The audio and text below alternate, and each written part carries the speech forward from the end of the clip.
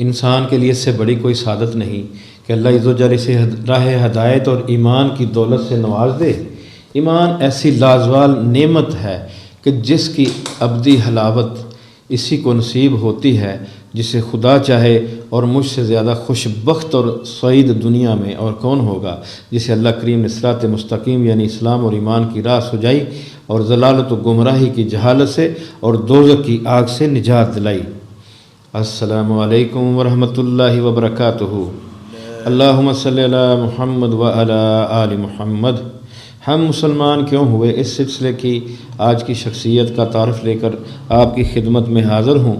آج کی شخصیت کا تعلق مصر سے ہے اور نام ہے محترمہ ثنا۔ تو ان کی داستان شروع کرنے سے پہلے میرا یوٹیوب چینل سبسکرائب کر دیں اور بیل آئیکن بھی پریس کر دیں تاکہ اس طرح کی ایمان افروز کہانیاں آپ تک پہنچتی رہیں۔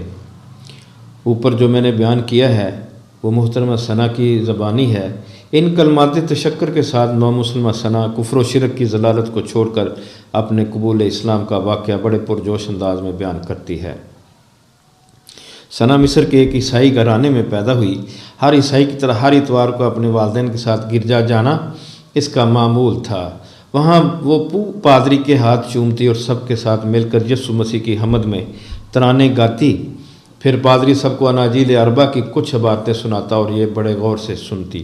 پادری عقیدہ تثلیث پر جمے رہنے کی یہاں تک تلقین کرتا کہ تثلیث پر عقیدہ رکھے بغیر کوئی غیر مسیحی نیکی اور بھلائی کا کوئی بھی کام سر انجام دے وہ عند اللہ ماجور و مقبول نہیں بلکہ مغضوب ہے، کیونکہ اس کے گمان کے مطابق یہ کفر و الحاد ہے۔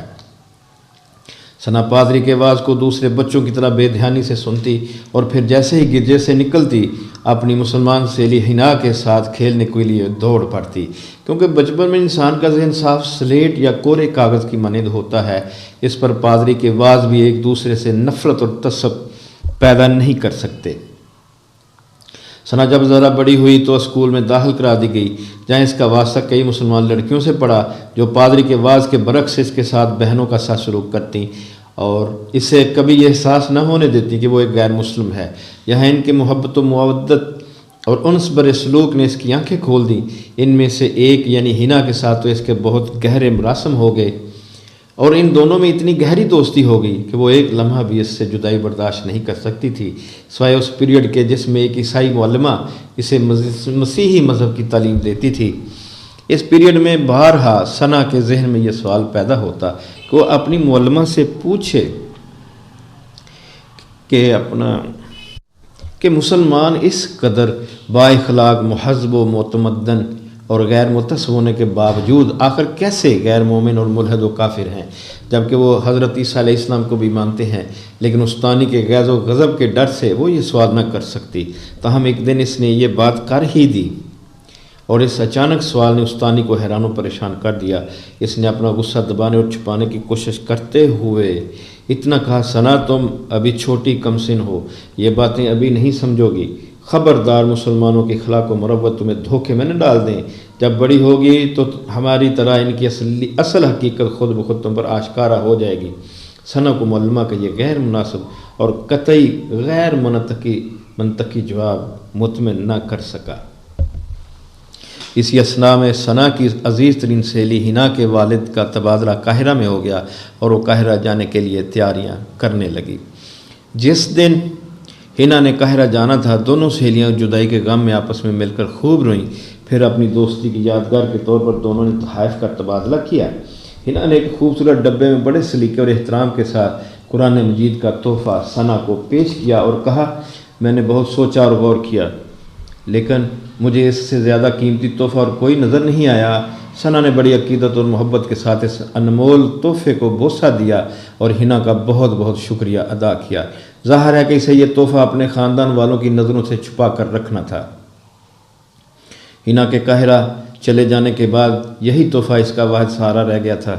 جو ہی پڑوس کی مسجد سے مسلمانوں کو نماز کی دعوت دینے کے لیے اذان کی آواز گونجتی، ثنا قرآن مجید نکال لیتی اور اسے عقیدت سے چومتی اور ساتھ ہی اپنے ارد گرد تجسس کی نظر ڈالتی کہ گھر کا کوئی فرد اسے ایسا کرتے ہوئے دیکھ تو نہیں رہا۔ ایسا کر کے اسے ایک قسم کی ڈھارس سی ملتی دن گزرتے رہے یہاں تک کہ ثنا کی شادی کمواری مریم کے گرجا کے نگران سے ہو گئی۔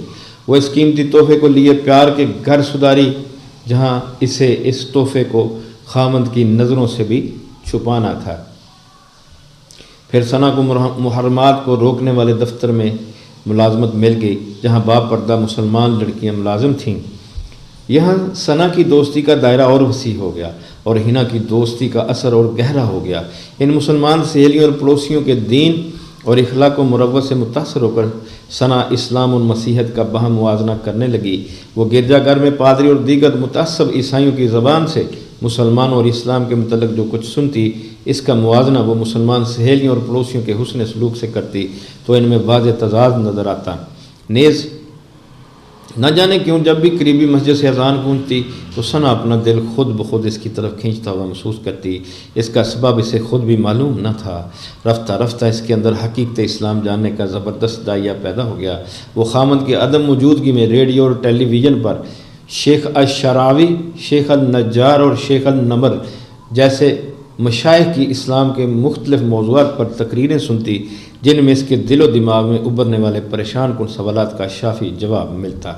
مزید برآں شیخ محمد رفعت اور قاری عبدالباسط عبدالصمد کی دل آویز تلاوت قرآن سنتی جو اسے بہت اچھی لگتی اور وہ دل ہی دل میں سوچتی کہ یہ دل نشین کلام کسی بشر کا نہیں ہو سکتا، جیسا کہ پادری صاحبان کا دعویٰ تھا کہ یہ قرآن محمد صلی اللہ علیہ وسلم کا اپنا کلام ہے، بلکہ یہ اللہ کا کلام ہے، یہ وحی الہی ہے۔ ایک روز جب کہ اس کا خامد گرجا میں تھا، ثنا نے ڈرتے کانپتے ہاتھوں سے وہ مخفی خزانہ یعنی قرآن مجید نکالا اور جب اسے کھولا تو اس کی نظر اس آیت کریمہ پر پڑی، بے شک مثال عیسیٰ علیہ السلام کی اللہ تعالیٰ کے نزدیک آدم علیہ السلام کی مانند ہے، بنایا اسے مٹی سے، پھر فرمایا اسے ہو جا تو وہ ہو گیا۔ اس کے ہاتھ کانپ رہے تھے اور پیشانی عرق آلود تھی، بلکہ اس کے سارے بدن پر کپ کپی طاری تھی۔ وہ خود حیران تھی کہ اس نے بارہا قرآن مجید ریڈیو، ٹیلی ویژن اور اپنی مسلمان سہیلیوں سے سنا تھا، لیکن ایسی حالت اس کی کبھی نہ ہوئی تھی جو آج قرآن کی آیت پڑھنے سے ہوئی تھی۔ وہ اور پڑھنا چاہتی تھی کہ اسے خامد کے بیرونی دروازہ کھولنے کی آواز سنائی دی۔ اس نے جلدی سے قرآن کو چھپا دیا اور کچن میں چلی گئی جہاں وہ اس کے لیے خنزیر کے گوشت سے اس کی مرغوب ڈش تیار کر رہی تھی۔ اس واقعے کے اگلے دن جب وہ اپنے دفتر گئی تو کئی سوالات اس کے دل و دماغ میں ایک عجیب ہلچل مچائے ہوئے تھے۔ اس آیت کریمہ نے اس قضیے کا فیصلہ کر دیا تھا۔ آیا عیسائی ابن اللہ تھے جیسا کہ عیسائی پادریوں کا عقیدہ تھا، یا اللہ کے نبی جیسا کہ قرآن کہتا ہے؟ اس آیت سے یہ ثابت ہوا کہ عیسیٰ علیہ السلام بھی صلب آدم سے تھے، پھر وہ ابن اللہ کیسے ہوئے؟ اللہ تعالیٰ ان چیزوں سے پاک ہے۔ لم یلد ولم یولد ولم یکن لہ کفوا احد۔ اب ثنا پر یہ حقیقت آشکار ہو چکی تھی کہ محمد صلی اللہ علیہ وسلم بھی اللہ کے رسول ہیں۔ وہ دل میں کلمہ طیبہ پر ایمان لا چکی تھی، لا الہ الا اللہ محمد الرسول اللہ، لیکن اپنے دفتر میں بیٹھی وہ یہ سوچ رہی تھی کہ کیا اس مرحلے پر وہ اپنے اسلام کا اعلان کر سکتی ہے؟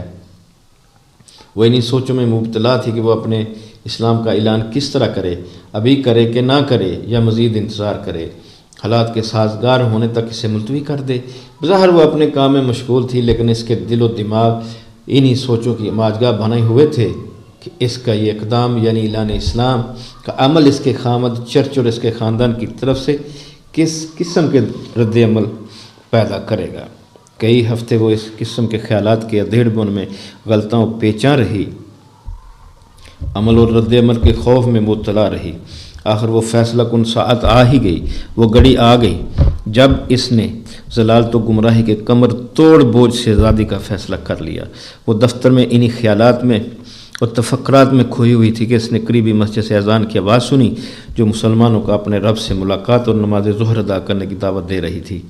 اس اذان نے اس کے اندر ایک طوفان بپا کر دیا۔ اسے ایسے لگا کہ وہ ضلالت و جہالت اور باطل کے گراں بوجھ تلے دبی ہوئی ہے، اور حق کو جان لینے کے بعد اور ایک عرصے سے رواں کے اندر حق کی طلب موجود ہونے کے باوجود حق کے اظہار سے گریز کر کے گناہ عظیم کا ارتکاب کر رہی ہے۔ جب مؤذن نے اشہد ان لا الہ الا اللہ کے بعد اشہد ان محمد الرسول اللہ کہا تو وہ دفعتاً اٹھ کھڑی ہوئی اور بلا جھجک بلند آواز سے گویا ہوئی، اشہد ان لا الہ الا اللہ واشہد ان محمد رسول اللہ۔ اس کے کمرے میں موجود اس کی مسلمان سہیلیاں جو اپنے اپنے کاموں میں مصروف تھیں، ثنا کے منہ سے کلمہ اسلام سن کر بے اختیار اس کی طرف بڑھی۔ مبارک مبارک مرحبا کی آوازوں سے کمرہ گونج اٹھا۔ فرت مسرت سے ان کی آنکھوں میں خوشی کے آنسو تیرنے لگے۔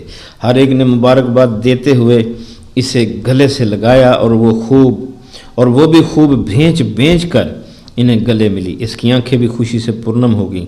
اس نے ان سے کہا، سب میرے لیے دعا کرو کہ اللہ کریم میری گزشتہ کوتاہیاں اور گناہ معاف کر دے اور مجھے اسلام پر استقامت بخشے۔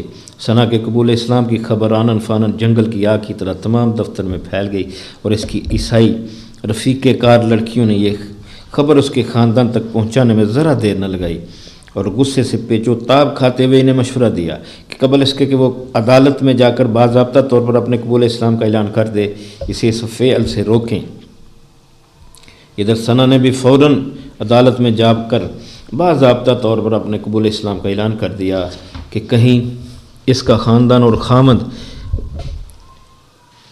اسے جبراً اعلان اسلام سے روک نہ دیں۔ یہ سب کچھ کر کے جب وہ گھر گئی تو اسے یہ معلوم کر کے ذرا بھی ملال نہ ہوا کہ اس کے خامد نے اس کے ملبوسات اور زیورات اور مال و متاع پر قبضہ کر لیا ہے۔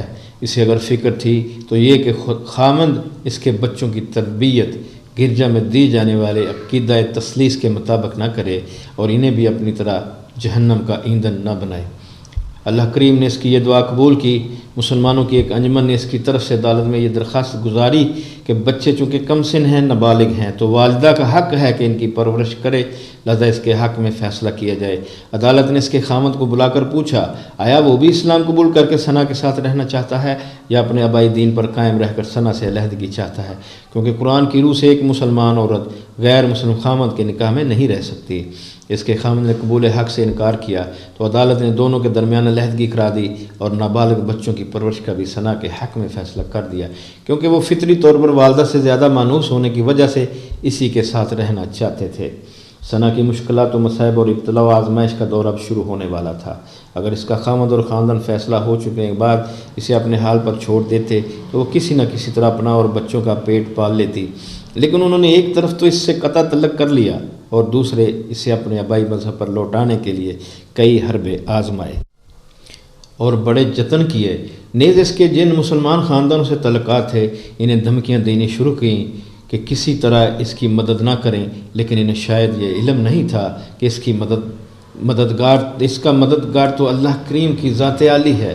ثنا نے اپنے رب سے دعا کی کہ اللہ کریم اسے ابتلا و آزمائش کی ہر گھڑی میں ثابت قدم رکھے اور مخالفین کی تمام مذموم کوششوں کو جو وہ اسے آبائی دین پر اٹھانے کے لیے کر رہے تھے ناکام بنا دے۔ اللہ کریم نے اپنی مومنہ کی دعا اس طرح قبول کر لی کہ ایک بیوہ خاتون جس کی اپنی 4 بیٹیاں تھیں اور اس کا واحد کفیل اس کا جوان بیٹا تھا، وہ ثنا کے عزم و استقامت سے بہت متاثر ہوئی۔